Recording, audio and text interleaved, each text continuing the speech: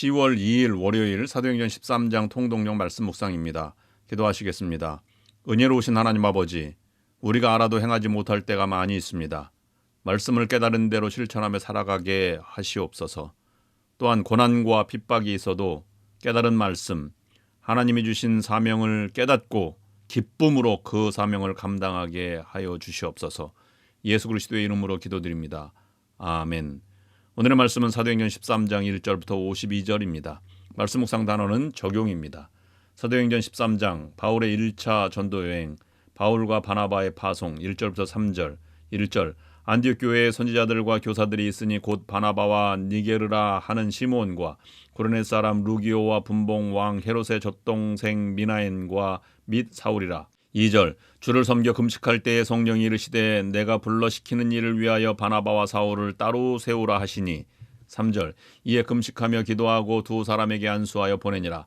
구브로 전도 4절부터 12절. 4절 두 사람이 성령의 보내심을 받아 실루기아에 내려가 거기서 배 타고 구브로에 가서. 5절 살라미에 이르러 하나님의 말씀을 유대인의 여러 회당에서 전할세 요한을 수행원으로 두었더라. 6절 온 섬 가운데로 지나서 바보에 이르러 바예수라 하는 유대인 거짓 선지자인 마술사를 만나니. 7절 그가 총독 서기오 바울과 함께 있으니 서기오 바울은 지혜 있는 사람이라 바나바와 사울을 불러 하나님의 말씀을 듣고자 하더라. 8절 이 마술사 엘루마는 이 이름을 번역하면 마술사라. 그들을 대적하여 총독으로 믿지 못하게 힘쓰니. 9절 바울이라고 하는 사울이 성령이 충만하여 그를 주목하고. 10절 이르되 모든 거짓과 악행이 가득한 자여 마귀의 자식이요 모든 의의 원수여 주의 바른 길을 굽게 하기를 그치지 아니하겠느냐. 11절 보라 이제 주의 손이 내 위에 있으니 내가 맹인이 되어 얼마 동안 해를 보지 못하리라 하니 즉시 안개와 어둠이 그를 덮어 인도할 사람을 두루 구하는지라. 12절 이에 총독이 그렇게 된 것을 보고 믿으며 주의 가르치심을 놀랍게 여기니라. 피시디아 안디옥 전도 13절부터 41절. 13절 바울과 및 동행하는 사람들이 바보에서 배 타고 밤빌리아에 있는 버가에 이르니 요한은 그들에게서 떠나 예루살렘으로 돌아가고. 14절 그들은 버가에서 더 나아가 피시디아 안디옥에 이르러 안식일에 회당에 들어가 앉으니라. 15절 율법과 선지자의 글을 읽은 후에 회당장들이 사람을 보내어 물어 이르되 형제들아 만일 백성을 권할 말이 있거든 말하라 하니. 16절 바울이 일어나 손짓하며 말하되 이스라엘 사람들과 및 하나님을 경외하는 사람들아 들으라.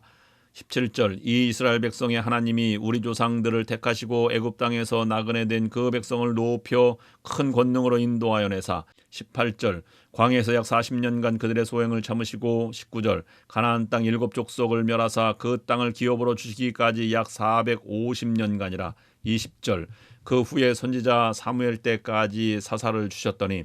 21절 그 후에 그들이 왕을 구하거늘 하나님이 베냐민 지파 사람 기스의 아들 사울을 40년간 주셨다가. 22절 패하시고 다윗을 왕으로 세우시고 증언하여 이르시되 내가 이새의 아들 다윗을 만나니 내 마음에 맞는 사람이라 내 뜻을 다 이루리라 하시더니. 23절 하나님이 약속하신 대로 이 사람의 후손에서 이스라엘을 위하여 구주를 세우셨으니 곧 예수라. 24절 그가 오시기에 앞서 요한이 먼저 회개의 세례를 이스라엘 모든 백성에게 전파하니라. 25절 요한이 그 달려갈 길을 마칠 때에 말하되 너희가 나를 누구로 생각하느냐. 나는 그리스도가 아니라 내 뒤에 오시는 이가 있으니 나는 그의 발에 신발끈을 풀기도 감당하지 못하리라 하였으니. 26절 형제들아 아브라함의 후손과 너희 중 하나님을 경외하는 사람들아 이 구원의 말씀을 우리에게 보내셨거늘. 27절 예루살렘에 사는 자들과 그들 관리들이 예수와 및 안식일마다 외우는 바 선지자들의 말을 알지 못하므로 예수를 정죄하여 선지자들의 말을 응하게 하였도다. 28절 죽일 죄를 하나도 찾지 못하였으나 빌라도에게 죽여달라 하였으니. 29절 성경의 글을 가리켜 기록한 말씀을 다 응하게 한 것이라. 후에 나무에서 내려다가 무덤에 두었으나. 30절 하나님이 죽은 자 가운데서 그를 살리신지라. 31절 갈릴리로부터 예루살렘에 함께 올라간 사람들에게 여러 날 보이셨으니 그들이 이제 백성 앞에서 그의 증인이라. 32절 우리도 조상들에게 주신 약속을 너희에게 전파하노니. 33절 곧 하나님이 예수를 일으키사 우리 자녀들에게 이 약속을 이루게 하셨다 함이라. 시편 2째 편에 기록한 바와 같이 너는 내 아들이라 오늘 너를 낳았다 하셨고. 34절 또 하나님께서 죽은 자 가운데서 그를 일으키사 다시 썩음을 당하지 않게 하실 것을 가르쳐 이르시되 내가 다윗의 거룩하고 미쁜 은사를 너희에게 주리라 하셨으며 35절 또 다른 시편에 일렀으되 주의 거룩한 자로 썩음을 당하지 않게 하시리라 하셨느니라. 36절 다윗은 당시에 하나님의 뜻을 따라 섬기다가 잠들어 그 조상들과 함께 묻혀 썩음을 당하였으되 37절 하나님께서 살리신 이는 썩음을 당하지 아니하였나니 38절 그러므로 형제들아 너희가 알 것은 이 사람을 힘입어 죄 사함을 너희에게 전하는 이것이며 39절 또 모세의 율법으로 너희가 의롭다 하심을 얻지 못하던 모든 일에도 이 사람을 힘입어 믿는 자마다 의롭다 하심을 얻는 이것이라. 40절 그런즉 너희는 선지자들을 통하여 말씀하신 것이 너희에게 미칠까 삼가라.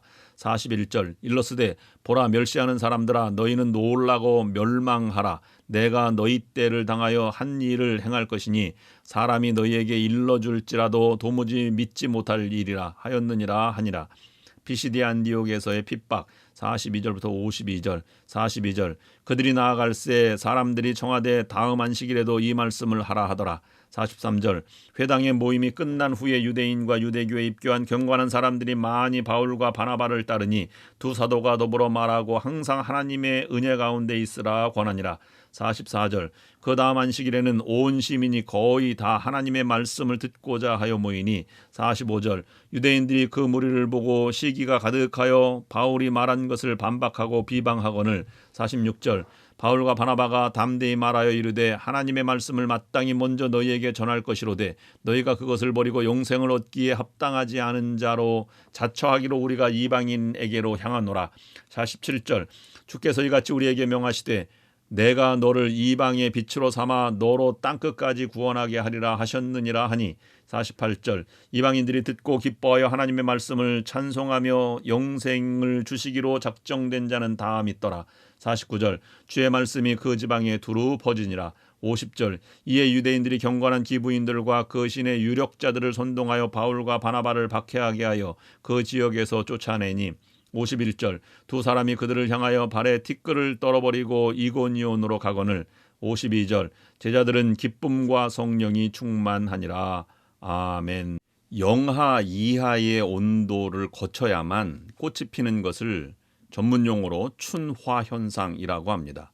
튤립, 백합, 라일락, 철쭉, 진달래 등이 여기에 속한다고 합니다. 혹독한 겨울을 만나야만 풍년이 들듯이 혹독한 인생의 경험이 하나님을 깊이 있게 알게 합니다. 그래서 죽음의 고비를 넘긴 사람의 삶의 차원은 고통, 고생하지 않은 사람과는 전혀 다른 삶을 살아가게 되는 것입니다. 인생은 마치 춘화 현상의 꽃과 같습니다. 눈부신 인생의 꽃은 인생의 혹독한 환경을 거친 뒤에야 맺히는 법입니다. 하나님은 사랑하는 자들에게 시련을 거치게 하시는 까닭이 바로 여기에 있습니다. 인생의 꽃과 열매가 맺히는 인생의 봄은 언제나 시련과 고난의 매듭 위에 임하는 것입니다. 끝없는 고난 속에서 하나님은 깨달음을 반드시 허락해 주십니다. 바울은 회심한 후 14년의 고난과 침묵의 삶이 그를 더욱더 큰 고난을 견디게 하는 믿음의 사도로 변화되게 되었습니다. 긴 고난 속에서의 깨달음은 끝까지 겸손하게 만듭니다. 하나님은 어떤 경우에도 우리를 상대로 장난치시지 않으십니다. 주님께서 우리에게 견딜 수 없는 고난과 시련을 주시는 까닭은 우리로 하여금 그 고난과 시련의 터널을 정면으로 뚫고 나아가게 하시기 위함입니다. 그러므로 깨달음대로 살아가는 사람이 성도입니다. 성도 여러분들도 긴 고난을 통과한 분들입니다. 여러분들도 깨달은 대로 살아가시는 성도들이 되어서 하나님의 능력을 펼치시는 여러분들이 될 수 있기를 간절히 원합니다. 그리하여 여러분들을 통해서 교회 공동체가 거룩한 공동체가 되기를 기도합니다. 오늘의 기도 제목을 드립니다. 첫째, 고난 속에서 하나님의 뜻을 깨닫게 하옵소서. 둘째, 깨달음을 통해서 끝까지 겸손하게 하여 주옵소서. 셋째, 깨달음을 실천하는 성도가 되게 하여 주시옵소서. 기도하시겠습니다. 하나님 아버지, 지금까지 우리가 경험한 어려움은 이루 말로 표현할 수 없을 정도입니다. 그러나 그 끝이 겸손하게 하시니 감사드립니다. 고난 속에 깨달은 하나님의 뜻을 깨달은 대로 살아가는 믿음의 성도가 되게 하여 주시옵소서. 예수 그리스도의 이름으로 간절히 기도드립니다. 아멘.